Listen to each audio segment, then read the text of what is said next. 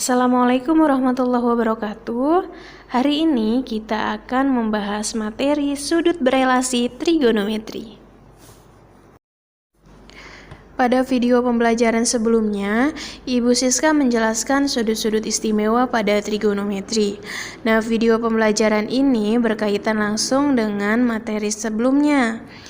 Nah, pasti kalian ini ada yang bertanya-tanya nih, apakah trigonometri hanya pada sudut istimewa gitu kan? Nah, jawabannya tidak ya. Jadi kita bisa mencari nilai sin, cos, tan, kosekan, sekan, kotangan dari sudut yang lainnya. Nah, tapi sebelum kita ke materinya, kita bahas dulu masalah kuadran. Kuadran adalah penggolongan atau pengkualifikasian sudut. Jadi kita menggunakan basis lingkaran. Nah, satu lingkaran di sini adalah 360 derajat dan kita bagi menjadi 4 daerah. Oke, di sini ada kuadran 1, kuadran 2, kuadran 3, kuadran 4, di mana kuadran 1 ini adalah yang bernilai positif itu semuanya. Maksudnya gimana sih semuanya? Semuanya yang positif itu adalah sin, cos, tan, kosekan, sekan, dan kotangan. Jadi semuanya di sudut 0 derajat sampai 90 derajat di sini untuk positifnya itu adalah semuanya. Kemudian di kuadran kedua yang bernilai positif itu hanya sinus. Oke, dan temannya sinus ini ada kosekan. Oke. Kemudian di kuadran ketiga di sini ada tan yang bernilai positif. Nah, temannya tan ini adalah kotangan. Kemudian di kuadran keempat ada cos bernilai positif dan temannya ini adalah sekan. Oke. Jadi biar gimana sih cara menghafalnya? Cara menghafalnya agar mudah itu adalah semua siswa tanpa kosmetik. Seperti itu. Semua siswa tanpa kosmetik. Oke.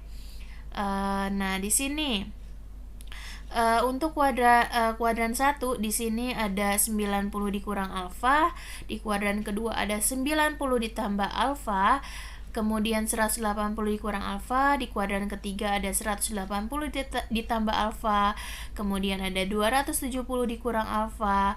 Untuk kuadran keempat ada 270 ditambah alfa, 360 dikurang alfa. Nah, di sini adalah cara untuk kalian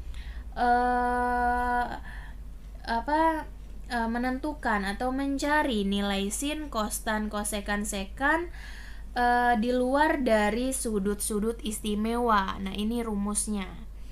Nah, di sini ada simpulannya. Jika menggunakan yang ditandai bintang merah, bintang atau merah nih tulisannya, terjadi perubahan sin berubah jadi cos, cos berubah jadi sin, kemudian tan berubah jadi kotangan. Oke, udah langsung saja ke contohnya. Ribet sekali itu penjelasannya. Oke, kita langsung ke contoh saja. Di sini saya punya contoh, misalkan contoh pertama, tentukan nilai dari sin 150 derajat. Oke, gimana ya cara menentukan sin 150 derajat? Nah, ini kan di luar dari sudut istimewa. Sudut istimewa kan hanya sampai 90 derajat. Jadi, cara menentukannya nah seperti ini. Kita bisa menggunakan kan 150 ini letaknya ada di kuadran kedua. Kenapa di kuadran kedua? Karena kuadran kedua ini dari 90 sampai 180. Jadi bisa pakai rumus 90 ditambah alfa atau 180 dikurang alfa. Kita pakai cara pertama. Oke, cara pertamanya kita menggunakan yang 90 ditambah alfa. Jadi sin 150 derajat itu sin 90 derajat ditambah berapa sih agar menghasilkan 150 derajat? Ditambah 60. Nah, lihatlah di sini. Oke. Katanya kalau yang merah-merah ini berubah nih. Kalau soalnya sin berubah jadi cos, maka di sini kita ubah jadi cos. Gitu, nyambung ya. Cos. Nah, ini 90 derajat, nggak usah ditulis lagi. Ini sisanya 60. Nah, cos 60 berapa? Kita lihat di tabel. Cos 60 sambil kalian hafal ya. Cos 60 itu adalah setengah. Nah, di soal sin 150 ini kan ada di kuadran kedua. Sin ini bernilai positif, maka di sini positif, hasilnya positif setengah, seperti itu.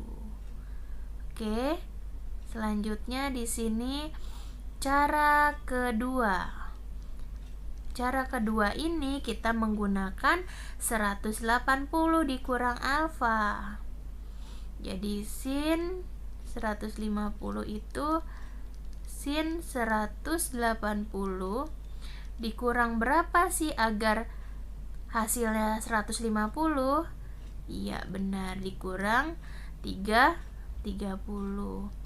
Nah, di sini karena di sini yang berubah ini yang merah saja, maka yang berwarna hitam di sini tidak berubah, maka sin tetap menjadi sin 30 yang ini ya. 180-nya dibiarkan saja. Sin 30 berapa? Lihat di tabel. Sin 30 setengah. Nah, letaknya di kuadran kedua. Kuadran 2 ini kenapa di kuadran 2? Karena soalnya 150.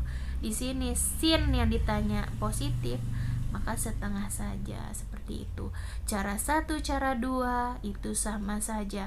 Tapi yang Bu Siska sarankan kalian pakailah cara yang kedua. Jadi kalian itu menggunakan rumus, nggak usah yang diubah-ubah jadi yang berwarna hitam saja. Jadi tetap. Jadi 180 dikurang alfa, 180 ditambah alfa sama 360 dikurang alfa. Gitu ya. Next ya. Oke. Nah, di sini sama saja udah saya lampirkan materi-materi yang penting. Contoh kedua itu misalkan sekan 120. Oke. Sekan 120. Oke. Kita pakai cara yang tidak usah diubah. Kalau diubah kan kita pakai yang 90 nih. Nah, yang biar nggak berubah pakai yang apa? 180. Gitu ya. 180 dikurang berapa agar hasilnya 120? Dikurang 60. Jadi sekan 60. Oke, sekan 120 letaknya ada di kuadran kedua. Karena kuadran kedua ini dari 90 sampai 180. 120 kan ada di tengahnya ya. Oke. Nah, soalnya sekan. Di sini yang positif tuh cuman sinus sama kosekan. Sekannya ini ada di sini yang positif. Jadi kalau sekan yang ditanya berarti nilainya negatif. Jadi negatif sekan 60 berapa? Lihat di tabel sekan 60 2. Seperti itu. Oke, mudah ya? Mudah dong. Soal nomor 3. Misalkan ada cos 660 deh, yang banyak nih. Cos 660. Di sini ada cos. Nah, di sini wah banyak sekali 660. Nah, sedangkan rumusnya tadi bisa 360 dikurang atau ditambah. Sedangkan di sini wah banyak sekali. Berarti di sini kan berapa kali putaran lingkaran tuh? Bisa 2 kali karena satu putaran itu 360 derajat. 2 dikali 360 derajat itu 720 ya. Dikurang berapa sih agar hasilnya 660? Dikurang 660. Jadi cos ini biarkan saja, sisanya 660. Nah, 60 di sini kan di kuadran pertama nih, maka positif di sini nilainya ya.